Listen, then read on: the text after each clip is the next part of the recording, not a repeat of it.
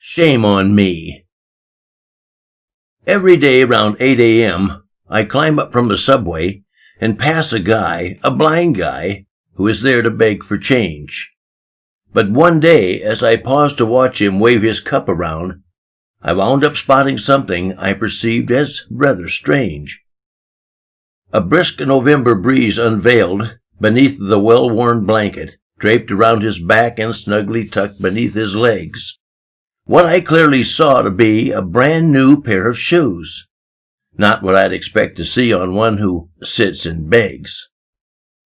Like I had so often, I again dug out a quarter to drop into what I could see was close to halfway full, then hustled off to be on time, but now a bit suspicious, reminded of the kinds of tricks I'd heard some beggars pull.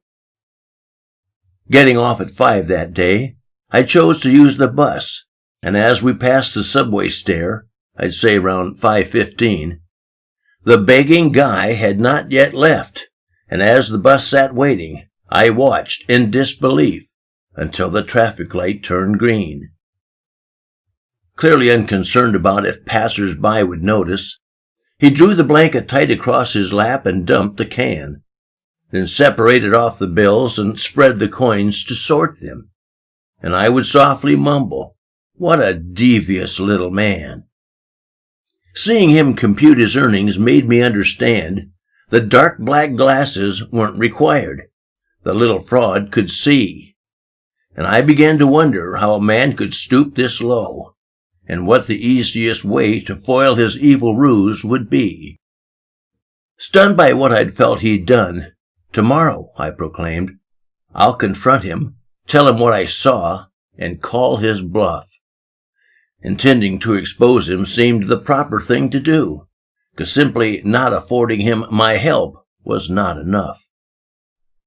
Getting up a wee bit early, aimed at making time for quizzing him concerning what I deemed to be near theft, and all the while I showered and shaved, tossing around the options I might use to flush him out, just before I left, bound to let the countless souls who fell for what he seemed know that he'd deceived us, one and all, for all this time. I could feel the vengeful anger boiling up inside, and anxiousness to finally make him answer for his crime. As I reached the stairway top, keeping to my purpose, I approached aggressively, enough that some nearby quickly read the look I wore, and, sensing my disgust, paused to learn what strategy I'd found the nerve to try. "Good morning, sir," I started out. "I always give a quarter, but all I've got this morning, I'm afraid's a dollar bill. But if you'll give me 7 dimes, if I give you my dollar, which of course will actually leave you 30 cents, I will." "Not a problem," he exclaimed. "I've got lots of change," then reached behind his back and lifted out a tiny box. "Things have been a little better since the leaves have turned. I got some brand new shoes last week, and I'm saving up for socks." Instantly I zeroed in on what his "leaves have turned" comment clearly verified.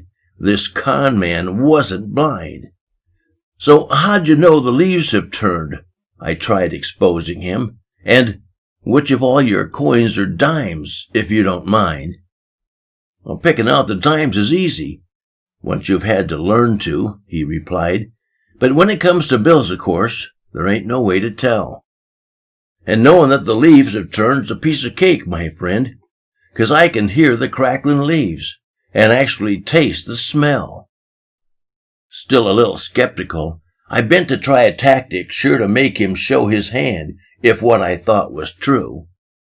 I whisked my hand before his eyes, expecting him to flinch and rear away by instinct, as most anyone would do. The sudden breeze I'd forced across his face betrayed my purpose, confirming my intent to prove his begging was a ruse. But not so much as even twitching, with a sullen look, he made me know I'd hurt him with the ploy I'd chose to use. "Now I understand the reason why you asked your questions about the turning leaves and how I know which coins are dimes. Of course, you're not the first to wonder, is he blind or not, and has made a move to learn the truth. It's happened several times. And as far as when a person that could easily hold a job, that has no true affliction, tries to fake it, I'm with you. But being partially paralyzed and, as you now know, blind, I've yet to find a thing for earning money I can do. My wheelchair, he continued, sitting there beside the newsstand, gets me where I need to go, but needs a little work. He pointed towards his chair, and as my eyes began to water, I became aware that he was talking to a jerk. Once a day the vendor on the corner sends a sandwich, and sometimes people give me things like donuts, he explained. Every penny counts, you know. But when I bought new shoes, pretty close to everything I'd stashed away was drained.